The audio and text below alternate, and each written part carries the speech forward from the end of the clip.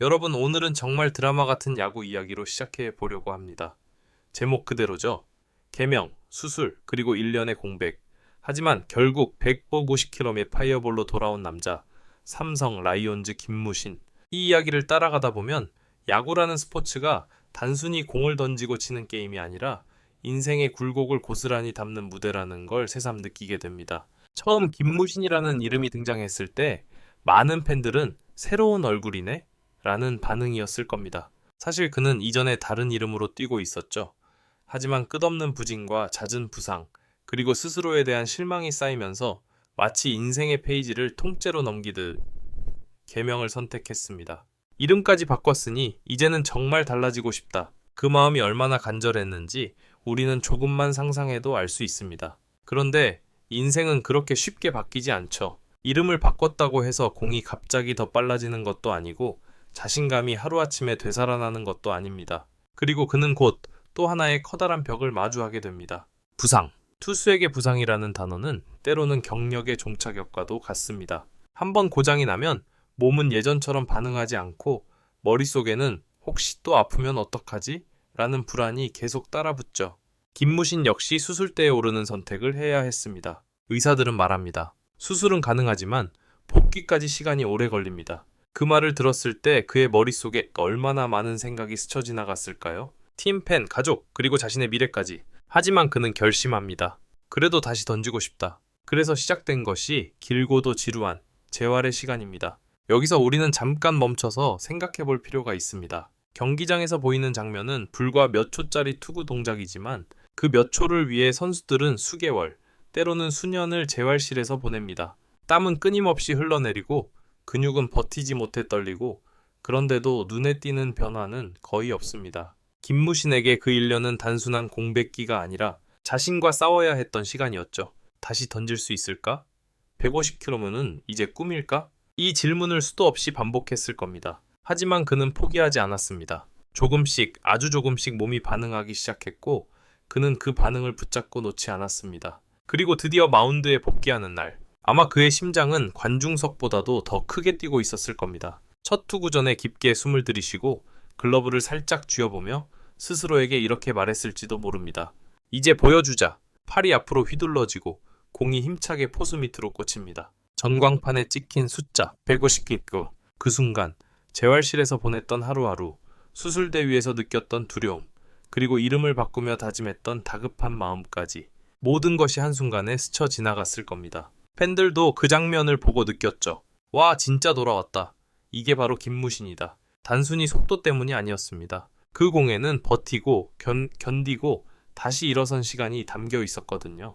팀 동료들 역시 기뻐했습니다. 재활 기간 동안 묵묵히 운동하며 불평 한마디 하지 않는 그의 모습을 가장 가까이에서 지켜봤으니까요. 그리고 코치진도 알았습니다. 이 선수는 단순한 로테이션 한 자리를 차지하는 사람이 아니라 팀 분위기를 바꾸는 에너지를 가진 존재라는 걸요. 물론 모든 게 한순간에 완벽해진 건 아닙니다. 마운드에 서면 여전히 불안한 순간이 있습니다. 컨디션이 흔들릴 때는 수술 전의 기억이 불쑥 떠오르기도 하죠. 하지만 지금의 김무신은 예전과는 조금 달라졌습니다. 이제는 실수하면 이렇게 생각합니다. 괜찮아, 난 여기까지 왔잖아. 그리고 다시 자신 있게 공을 던집니다. 여기까지가 김무신 이야기의 첫 번째 흐름입니다. 이제 다음 파트에서는 그의 투구 스타일이 어떻게 변화했는지, 150km 파이어볼이 가져온 실제 경기 영향, 그리고 동료들과 코칭 스태프가 바라본 김무신의 변화, 이 부분들을 조금 더 구체적으로 살펴보려고 합니다. 그의 복귀가 단순한 속도 부활이 아니라 팀 전체에 어떤 의미를 가진 사건이었는지 천천히 이어서 이야기해 볼게요. 이제부터는 김무신의 마운드 위 변화를 조금 더 자세히 들여다보겠습니다.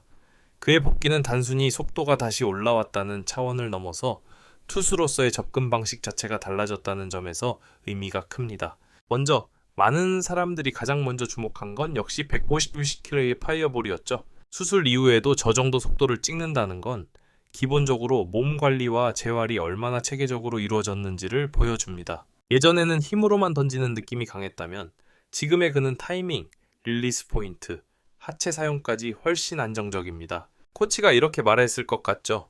예전엔 무작정 세게만 던졌다면 지금은 공을 던질 줄 아는 투수가 됐다. 그 변화 바로 수술과 재활이라는 긴 과정을 거치며 얻은 경험의 힘입니다. 두 번째는 변화구 운용입니다. 재활 기간 동안 그는 속도를 되찾는 것보다 타자와의 싸움을 이해해야 하는데 더 많은 시간을 썼다고 합니다. 슬라이더, 체인지업, 커브, 각 구질을 단순히 던지는 게 아니라 언제 사용해야 할지, 어떤 카운트에서 가장 위력이 있는지, 그리고 직구와 어떻게 섞어야 타자가 흔들리는지 이걸 계속 공부하고 연구했죠. 그래서 요즘 경기를 보면 직구 하나로만 승부하는 투수가 아니라 패턴으로 타자를 묶어두는 투수로 변해 있다는 걸 느낄 수 있습니다. 세 번째는 멘탈입니다. 수술 이전 김무신은 조금만 흔들려도 표정에서 티가 났고 볼넷 하나만 줘도 급하게 승부하려 했던 순간이 많았죠. 하지만 지금은 다릅니다. 1-3만루 위기 상황에서도 의외로 표정이 차분합니다. 카메라가 클로즈업을 잡으면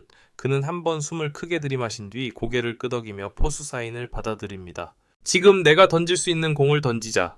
그 단순한 확신이 위기에서도 무너지지 않는 힘이 됐죠. 동료들도 그의 변화를 체감하고 있습니다. 불펜에서 함께 던지는 후배 투수들은 말합니다.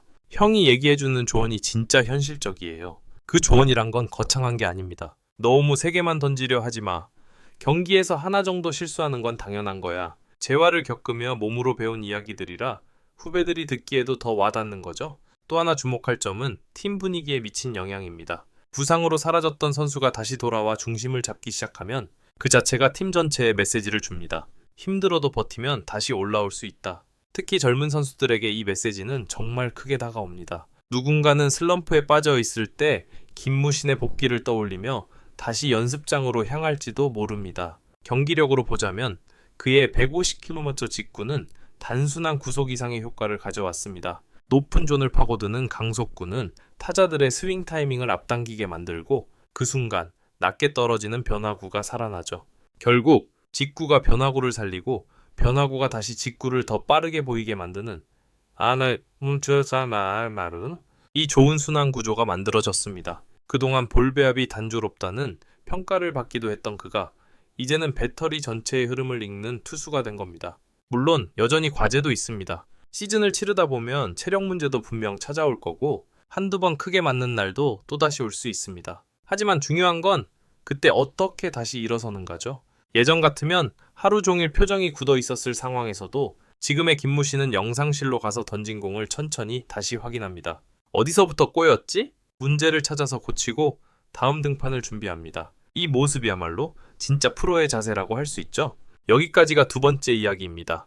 이제 마지막 3부에서는 김무신의 부활이 삼성 라이온즈 전체에 어떤 메시지를 던졌는지, 팬들이 왜 그의 복귀를 더 특별하게 느끼는지, 그리고 앞으로 우리가 기대할 수 있는 모습은 무엇인지 조금 더 큰 그림에서 정리해 보려고 합니다. 끝까지 함께하면 아마 여러분도 그의 이름을 바라보는 시선이 조금은 달라질지도 모릅니다.